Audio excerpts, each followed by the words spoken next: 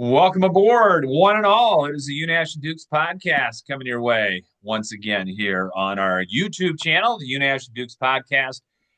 Just type that in when you go to youtube.com. It'll pop right up. Subscribe to it, and you can take in all the fun and frivolity of Scott and Mark and guests as we entertain you here on the program.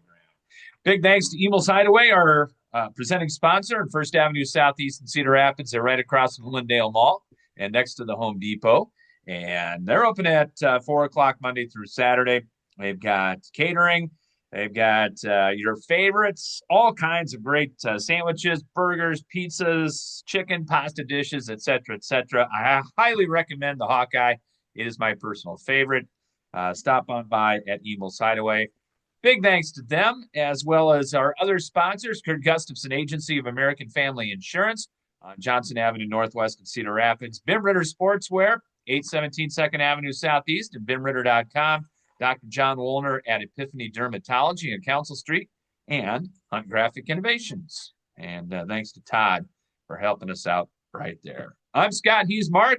Down below, right there, is Mr. Jeff Johnson of the Cedar Rapids Gazette, kind enough to join us as our special guest today. And welcome aboard, JJ. Good to see you, man. Yeah, good to see both you boys. It doesn't feel like we're getting towards the end of the basketball season weather-wise, but we are, right? Hopefully it'll warm up next week. I think it's finally. So we're due, man. We are 100%. It's definitely not hockey season, at least as far as my favorite team is concerned. So we could just move along with that. And I doubt my baseball team's going to be any good this summer. So, yeah. How about all this negativity? Sorry, I'll stop talking now. So Mark's representing, though. He is. I'm proud of him, Duker. I'm proud of you, man. I remember coming in to your establishment downtown the day that it was announced Carl Pohlad had put the Twins up for, or was offering the Twins for contraction, and had to sit there and commiserate with a few beers that day. And all these years later, they still don't have any money and had to go out and buy it and find some investors. So crazy. It's a Dodger world, and everybody's living in it. We know that. Yes, let's contract the Dodgers. I'd be all right with that. So, John Bonenkamp on line 3. Bring it on, Johnny. Bring it on. He loves his Dodgers, and hey, it's just like college athletics. If there are no rules, or the rules are implied in this way, you can pay a guy in 2038 like the Dodgers do. That's right. Hey, they got a way around it, right? I actually have a friendly wager with Mr. Bonenkamp. It's a can of PBR, tall boy, of course, that he says there will not be any sort of salary cap, and I say there will be high and low, both. So we have a friendly wager, a PBR on that, and see what happens. Of course, after this season, what the collective bargaining agreement expires, right? And yep. I think all hell's going to break loose, and I'd be very surprised if the season starts next season on time. But who knows? I don't know anything, that's for sure. Let's find out. There you go. Well, it is high school basketball season. We're right in the middle of it. Just past the halfway mark for most boys teams, especially for the 1As and the 2As. 3As and 4As are about at the halfway point right now. And a lot of things to discuss. You and I are both representatives of the rankings committee. You are on the 4A committee. I'm on the 3A committee. It is a struggle each week. Yeah. Fine. It ain't like it used to be, Jeff. I mean, and I think it's a good thing because it used to be, okay, you had 15 teams that were really good, and we're beating up on everybody else.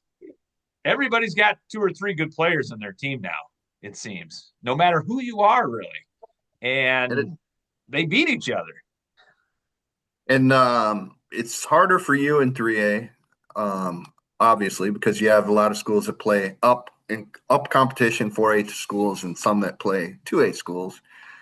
I go into our Monday morning 4A committee meeting and just saying, all right, I've done it for the last month now. It's like, all right, I've got Cedar Falls, Waukee, Northwest, and West Des Moines, Dowling, 1, 2, 3. You guys take care of the rest. And so it's been pretty easy that way. Actually, 4A hasn't been too bad. Overall, I think, and Scott, I'm sure you probably agree, I think we have 2 terrific teams in Cedar Falls and Waukee Northwest who've already played, and Cedar Falls won on a neutral site downtown here in Cedar Rapids. And then I think there's another, those are by far the 2 best teams. And then everybody else kind of maybe settles in behind. Dowling, Waukee, and then, who else behind that, right?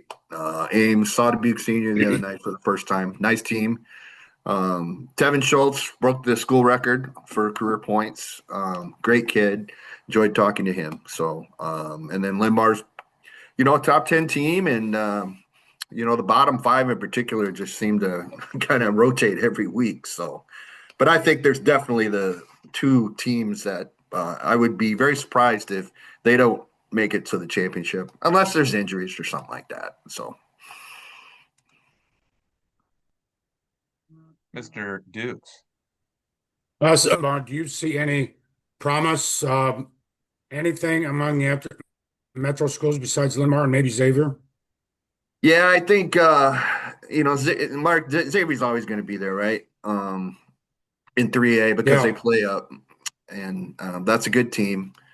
Didn't have a good night last night or the other night against Senior, but 2 pretty prominent players in AJ Evans and Xander Murray, and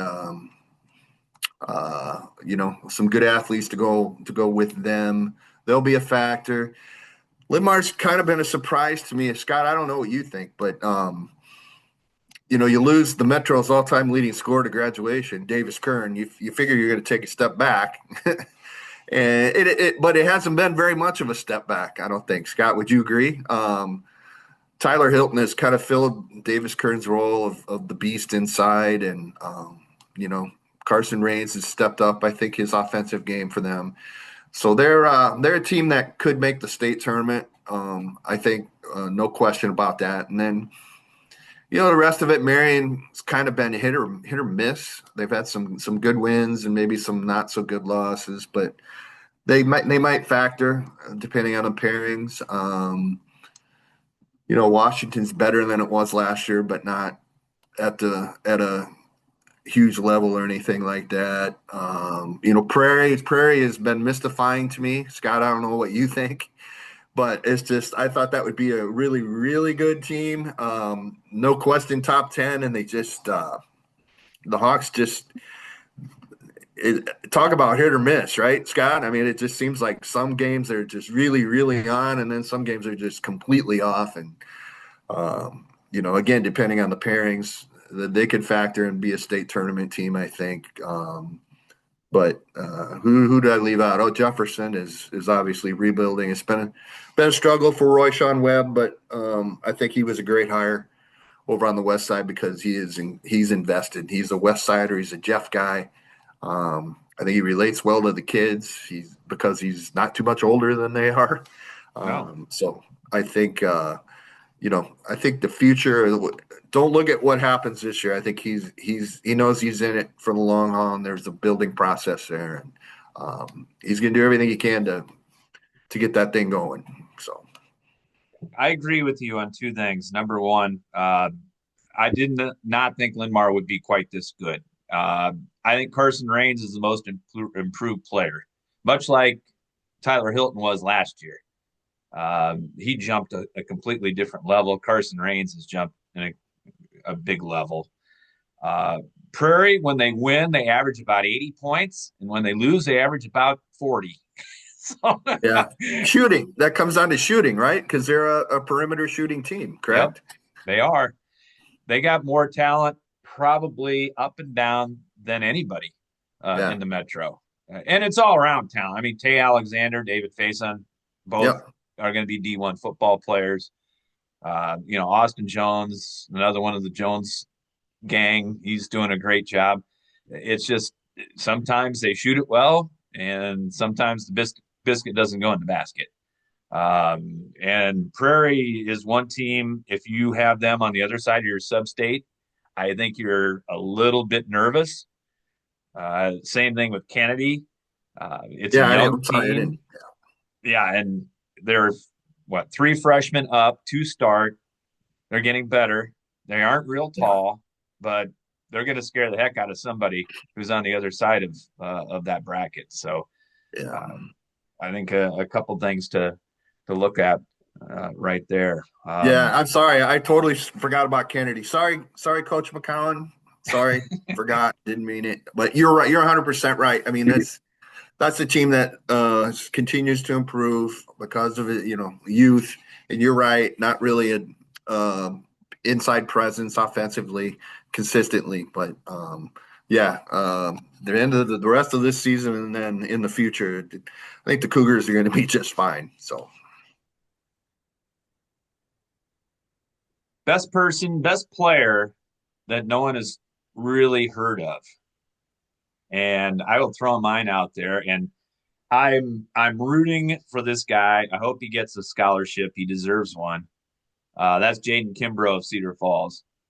Uh, he is really good and solid, and 6'4" shooter, can penetrate, can attack the basket.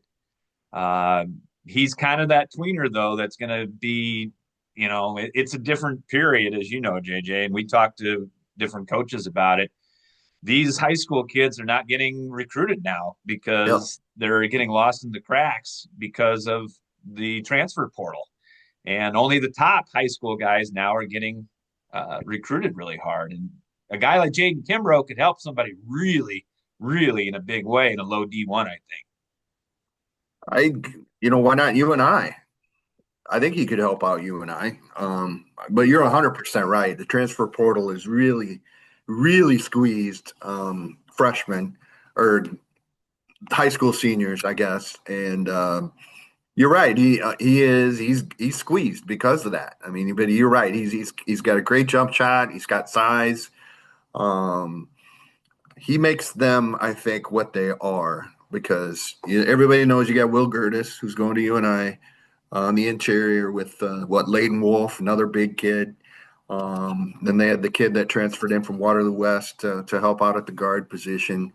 But yeah, when he's on, they are. I mean, he just went off against Waukee Northwest in the aforementioned game downtown here. Had 20 some points, I think, in the first half. And Northwest has what, two or three D1 players on that roster. So yeah, somebody wants a good player. There you go. Jaden Kimbrough, Cedar Falls, senior, 6'4", 100%. And it is unfortunate. I mean, what did we see last night, guys? Right, the kid from USC, Woods, who went off on Iowa in the second half. But 4 schools in 4 years, comes in after Christmas break because he was a free agent. He didn't see what he liked in the portal. USC loses its point guard, says, "Man, what are we going to do? Oh, we'll just go get this kid." Right? That's major college sports today, and get off my lawn. I'm sorry, I don't like it. So that's another discussion.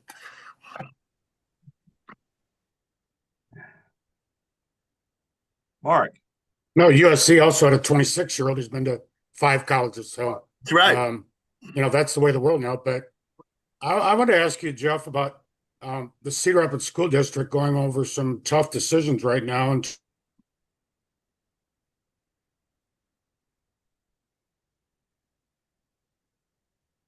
terms of budget. And it is going to, I think about it, in the last 10, 15 years, the enrollment in Cedar Rapids schools is down 4,000 students. And you've got Linmore and Prairie exploding. You've got charter schools here and just going to get bigger. You got open enrollment. You've got neighborhoods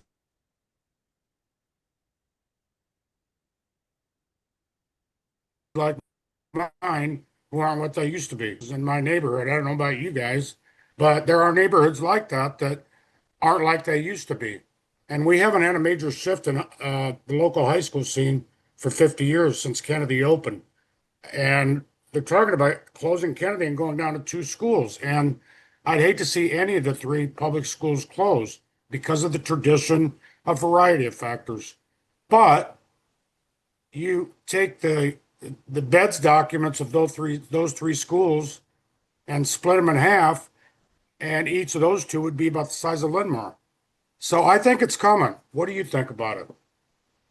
I think you're right. I think something definitely has to be done, Mark. I've always kind of wondered if they is a split. You're right. Something's going to happen, and they've had this plan. They bought land out, I think, more towards Palo, right? Which is where maybe a new Kennedy High School would be located, with the Kennedy being a junior high. But yeah, I mean, there's no question. Dwindling enrollment. Everybody, well, it's not all about athletics. No, it's not. It's about academics, right? But Waterloo kind of has paved the way, in my opinion, right? Let's combine East and West. It'll be a significant enrollment, but I think it'll serve all the kids well. So I agree. I think something needs to be done. There's no question about that. And we'll see. I'm not confident that it'll be anytime soon, but yeah, I think that's definitely going to happen. I didn't. Yeah, you're right. Kennedy. When was Kennedy built? 1970, 60s? 60s something, yeah. 68-ish. Late 60s. Yeah, that's a long time, right? And yeah, something's definitely going to be done. I don't know how you kind of split it up, because you have the west side and then the east side, and it's not for me to figure out. But yeah, the short answer to your question, Mark, is definitely something needs to be done, probably sooner than later. Well, we've got Kennedy, Jefferson, and Wash represented here. Who wants to sign out of the meeting? True. I want to see them all succeed. I don't know if that's going to be. I was just going to say, I think in 20 years, if we had this podcast again in 20 years, the landscape of academics, of public schools in Iowa, and athletics in Iowa is going to look a whole lot different. How many schools, Waterloo's going together? How many are going to be in Davenport, Sioux City? Are the Council Bluffs schools going to be together in 20 years? And then you've got all the suburban areas, everything, DCG, Norwalk, they're already growing. They want in the CIML, I hear. North Polk, Gilbert, all of those, Van Meter, they're going to be bigger than Cedar Rapids, Washington, Davenport North. They're going to be bigger in those schools. And it's just going to be kind of a topsy-turvy situation.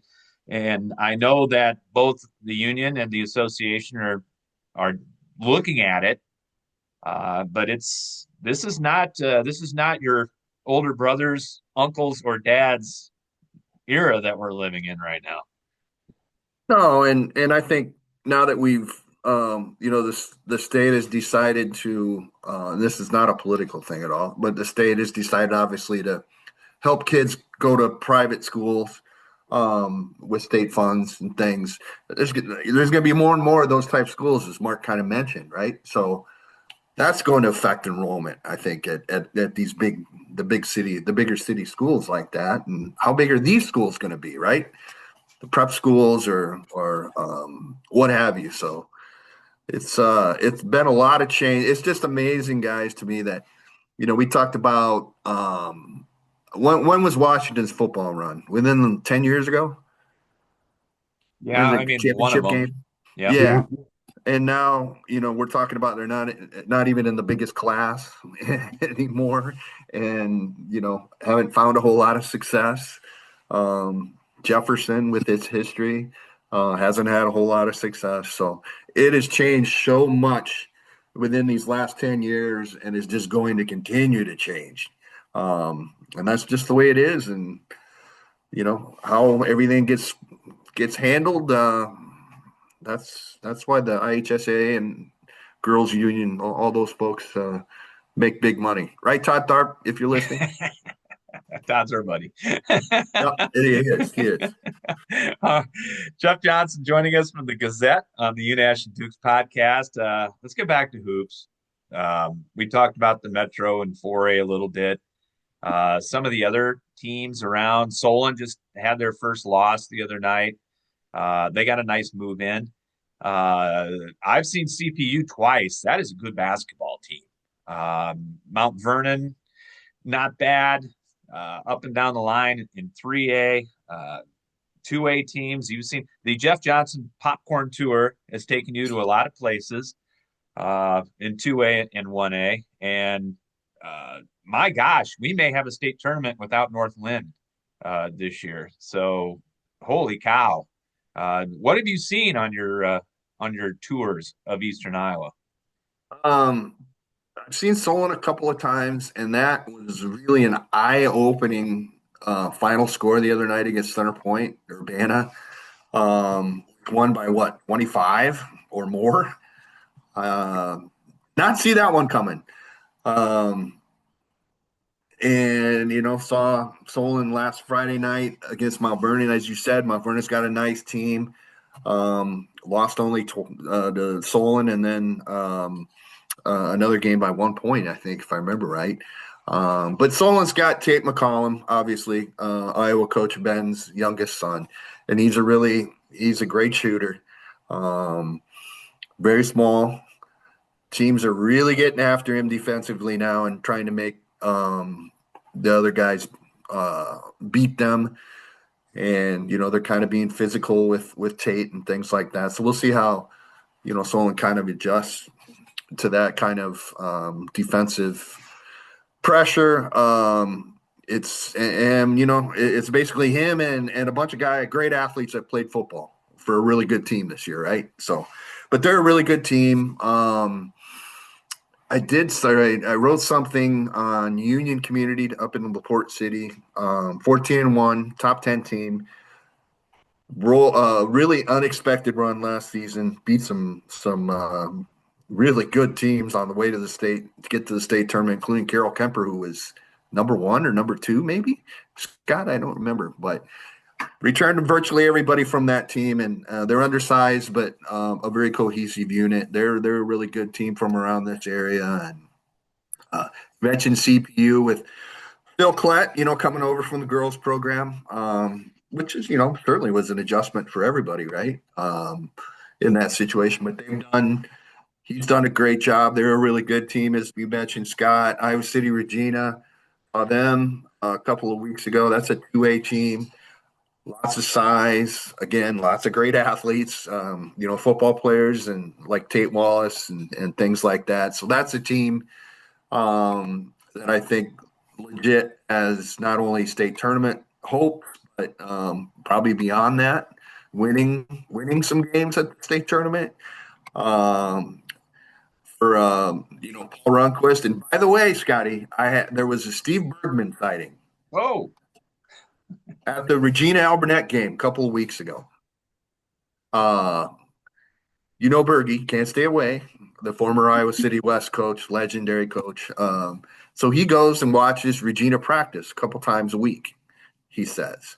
And he was at the Alburnett game because head coach Paul Runquist, who was an assistant or associate head coach with Bergie at West, was feeling under the weather. So Bergie had his game face on, and his sweater and all, khakis, and he was ready to go in case he was called on to help coach that night. And Paul kind of powered through his illness and coach. So it was good to see Bergie. But yeah, Regina's got a really good team as well.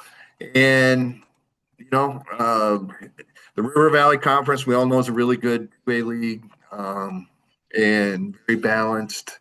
You figure, Cascade, Monticello always have good teams, and that's the case again this season. Hillcrest Academy's got a nice team down in 1A.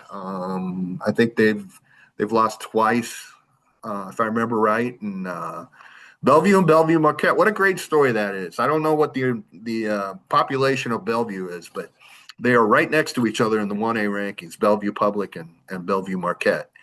So a lot of good basketball there, and has probably one of its best teams ever. And coincidentally, Mike Kilmer's the superintendent there. So just a coincidence? I don't know. Mhm. I talked to actually he texted me fairly recently when Northland had its unreal home win streak snapped. I don't even remember what it was now. 11 years, right? 12 years Yeah. between losses at home. He gave me the numbers, or he had the specific numbers, and I appreciate him sharing those. And I asked him how he's doing. He's coaching his little girl Jory's youth team, and she's in, I think, third grade. And I said, "Well, how's that going?" And he goes, "It's great." He goes, "But I'm frustrated. They don't allow us. They don't allow us to press. Right? No press defense." And I'm like, "Well, it's all right, Mike. It's all right." But yeah, I think we all saw Northland was probably going to be down this year, and that's just the way it is. New coach came in at the last second there, and but an incredible run, one that should be celebrated for what that school did. So. Hey, Jeff, I just texted Scott the other day. It snuck up on me that the Olympics are coming up. Yep. Curling is on the horizon. But you know what? I want to ask you about hockey. Not great seasons for the local teams, but in the Olympics, you got the pros back. What do you think that's going to mean? It's going to be great. I wish Russia would be allowed in that, honestly, just from a selfish hockey fan standpoint. Yeah. That would really be something. But I actually, believe it or not, earlier this afternoon, did an interview with a kid named Nick Saraceno, who's 32 years old now and is playing pro hockey for an Italian team in Italy. Played for the Cedar Rapids Rough Riders for 2 years. Yep. I don't know, 12 years ago or whatever it was. And he was just named to Team Italy's hockey team, and he's going to the Olympics. And he's a kid from St. Louis. Somehow got his, he's been over in Italy for like 5 years playing, and got his dual citizenship for both, obviously USA and Italy, and he's going to be an Olympian. And I literally just got off the phone with him here a little bit ago, and he's pretty excited. So I don't know how Team Italy's going to do. Probably not very well, but root for Nick Saraceno. Cedar Rapids angle for the Olympics. There you go. There he is. And And there'll be the home team over they there. will. The They will. Italian. Yes, exactly. And he's Hey, been over there 5 years. Here's the thing that really got me was he's been over there 5 years playing, and I said, "How much Italian do you speak now?" And he goes, "None." I'm like, "What?" And he says, "No." He goes, "Almost everybody over here speaks English. Our coaches are, there's a lot of Canadian and U.S. players that are playing for the team that he's on and in the league that they're in." So, more power to him, man. He's making money playing hockey, and the real world, so to speak, can wait. good for him. Good for him. Great experience. And I went to Rough Riders Team USA last weekend. Which one? The one where they blew the lead in the Yes, okay, in the last minute, giving up 2 goals? in the last minute, giving up 2 goals, and Yes. it's not Mark's most talented team. I think you and I and everybody could agree to that. But as Coach Carlson does. He's got them on the cusp. I think they're still above 500 at this Oh yeah. point. It just tells you, his legacy and how well he has done as coach and general manager and owner and program seller and whatever the heck he wants to do that night at the stable. But yeah, it's like I said, it's not their best team, but they're still in it. They got a chance. Yeah, it's they've got a lot of depth, which has kind of served them well because they've had a lot of injuries. Um, and they've got a couple of guys that might be NHL draft picks, honestly. This summer we'll have to wait and see. They're kind of on that fringe fringe line that way. But the problem for them, or the issue, has been that the Eastern Conference in the USHL is really, really good, way better than the Western Conference. Dubuque's got a great team. Youngstown's got a great team. Muskegon's got a great team. And that's despite losing one of their players to Boston University at the break here. He could be the top pick, Tynan Lawrence, I'm talking about, could be the top pick in the NHL draft this summer. But he left the team, and they're not. They haven't really missed much of a beat. So Green Bay's got a really good team. So that's the problem. Is Cedar Rapids is playing good hockey, but there's no margin for error that way. They should make the playoffs. Top 6 in each conference do, but it's tough when you're not one of the top 2 seeds and you get the bye. You have to play on the road. The first series entirely, best of 3, and that's kind of what Cedar Rapids is looking at right now. But we'll see. There's plenty of season left, and best hockey, the best coach USHL's ever seen, and the overall wins record kind of proves that, right, Mark? So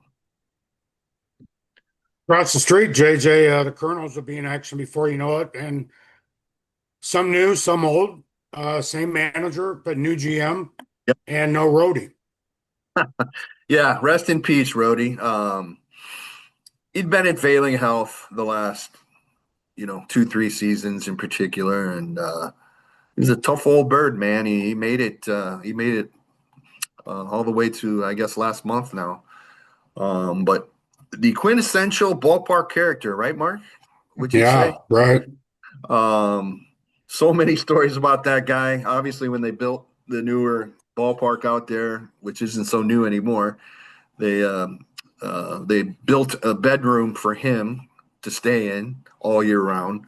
And I mean, there's so many roadie stories. My God, I think I might share one real quick. This quintessential roadie was back in the day. He would go on all the road trips with him.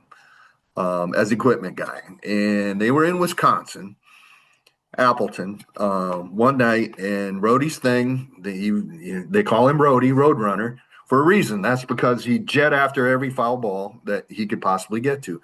So there's a foul ball back, hits the screen, goes back on the field in Appleton.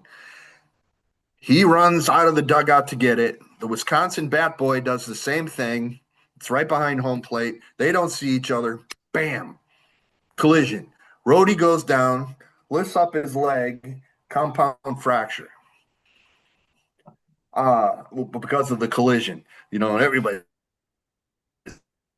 like, oh my God. So they call an ambulance. Game's delayed about an hour while they, get him off the field in the ambulance. Goes to the hospital, has surgery.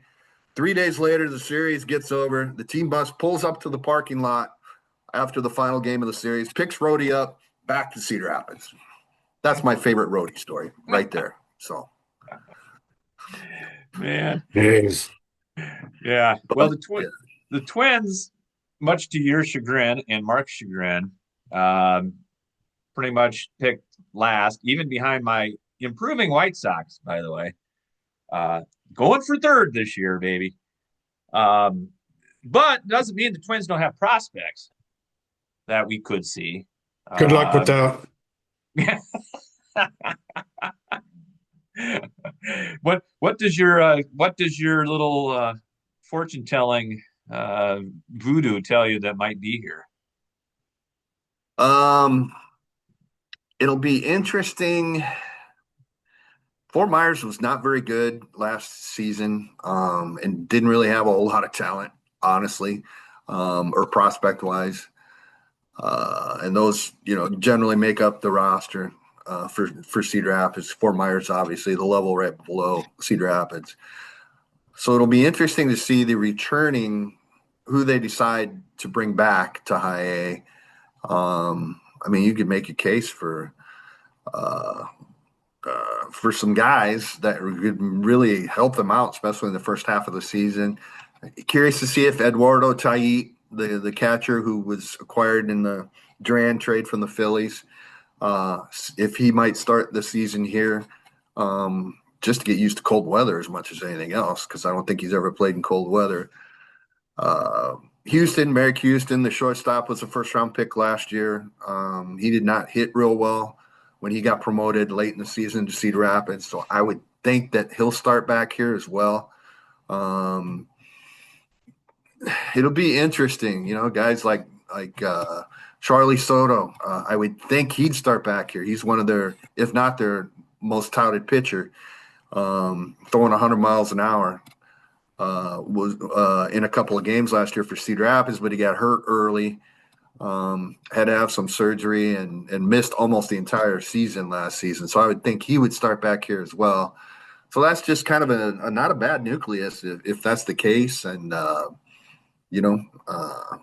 the coaching staff. Brian Myers coming back for his second season as manager here, and really happy for Toby Gardenhire, who managed here for a season. He's up on the big league staff this season, and that bumped Brian Dickelman, perhaps my favorite manager here. And it's tight because almost all the managers since the Twins have been here have been great to me. But he's going to AAA, St. Paul, to manage, and it's great. Our friend Tommy Watkins, everybody loves Tommy, right? He took a job in the with the big league staff with the Atlanta Braves, so a little closer to home. He's a Fort Myers guy, so it'll be here before you know it. Spring training, right? February. Pitchers and catchers in about a couple of weeks, right? Oh yeah. Everybody's playing for second, so behind the Cubs and Dodgers. Okay, yeah. Somebody's got to represent the American League. Come on. That's true. Toronto should be really good again, right? Right. I think. Should be. Houston always be good. Yeah. Yankees, have the might.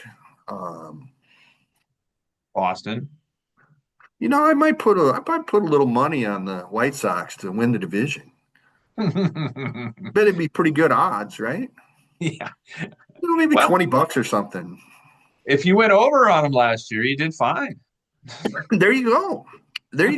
So you got some young emerging players, right? Yeah, we signed a Japanese player.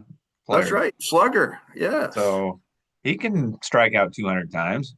Yeah. Duker, who was the highly touted guy from, it was either Japan or Korea that the Twins signed to play shortstop, and he was god awful. This was probably 15 years ago. You remember his name? Yeah. I couldn't pronounce it then. I can't remember his name. He was brutal. Yeah, I do remember that, but yeah.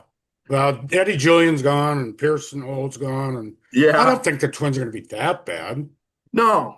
If they keep starting pitching, right? Lopez and Ryan's a pretty good 1-2, and I think they'll be able to piece together 5 pretty decent starters, and you got some younger players. Hopefully they can step up their games, and who knows about the bullpen, right? That could be kind of gives me the willies of reminiscent of like Ron Davis back in the day, right? Ooh, 80s.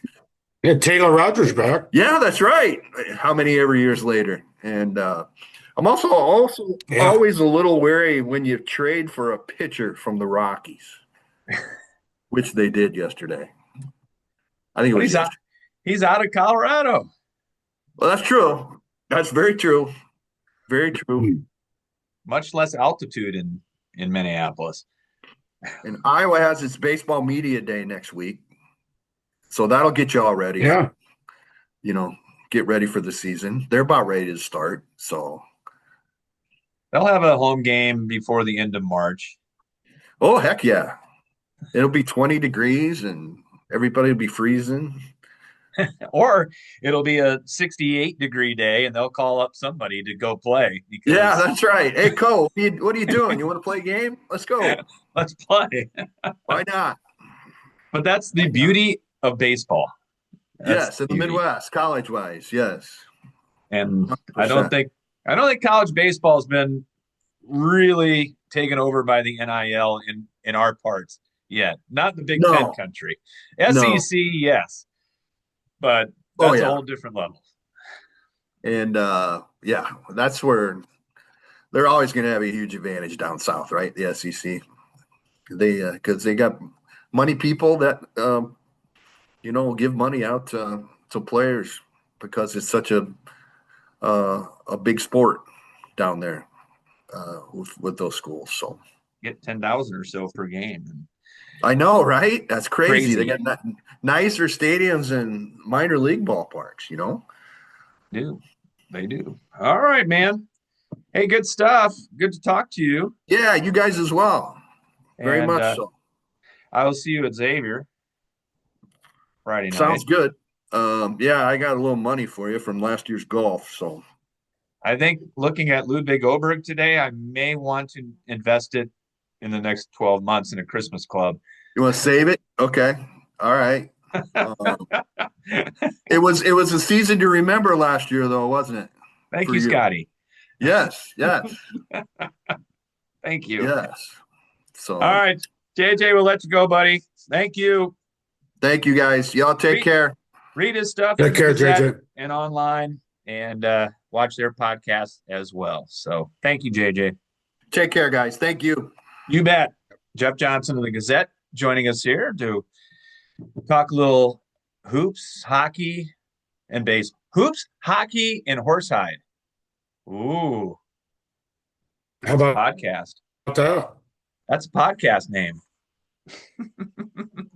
Hoops, I hockey, and like that. horsehide. He's all, I like that. He's also on with Jeff Linder, Call It Both Ways. That's a good podcast too. That is. We'll give them a Yeah. plug. Why We'll give. not? Yeah. Well, they do the same for us. We can do that now. Anyway, who else you want to plug? Um, Nobody that I can think of right now. Okay. All right. Hey, I will plug something. You guys got Hall of Fame night at Jeff Friday night. We do. So Happy to be a member of that committee, and we're going to induct 9 new members, and they span from the 1970s to the 1990s, 2000s. It's always a good night. About 5 o'clock at Jefferson. make your plans. Thank you. All Thanks right. for the plug. You're welcome. That's all the plugs I have for today. Yeah. Except for our great sponsors. Of course, Emo's Hideaway, First Avenue Southeast across from Lindale Mall, Bin Ritter Sportswear, Hunt Graphic Innovations, Dr. John Wolner at Epiphany Dermatology in Council Street, and Kurt Gustafson Agency of American Family Insurance, Johnson Avenue Northwest, right across from the Johnson Avenue Hy-Vee. Thanks to all those folks as well. Always good to have a guest, and we'll have more as we move down the line here and hopefully get warmer weather coming up. All right, Mark, we will talk over after the weekend. You have a great weekend, and we will go next week. You as well. We'll head for the Super Bowl and the Winter Olympics. That's going to be a biggie. It's going to be a biggie. All right. For our guest, Jeff Johnson, for Mark, I'm Scott. Thanks for viewing and listening to the Unash and Dukes podcast, everybody.